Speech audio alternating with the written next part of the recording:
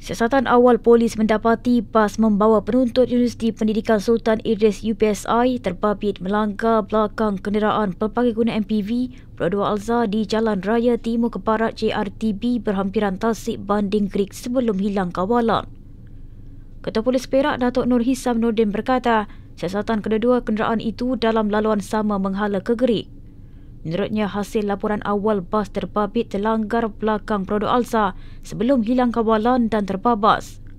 Di mana laporan diterima oleh DCC IPD Greek pada jam 1 pagi.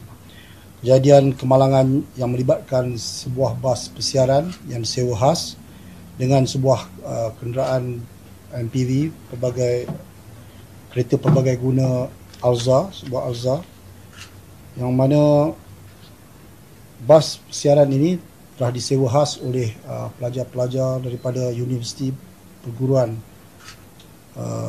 Sultan Idris Tanjung Malim yang dalam perjalanan balik dari Terengganu ke UPSI di Tanjung Malim, Perak. Di kemalangan ini berlaku di kilometer 53 hala ke Greek. Beliau berkata demikian pada sidang media hari ini. Nur Hisam berkata, siasatan juga mendapati bas itu tidak membawa lebihan penumpang dan kejadian berlaku pada waktu tengah malam dan tiada saksi lagi setakat ini.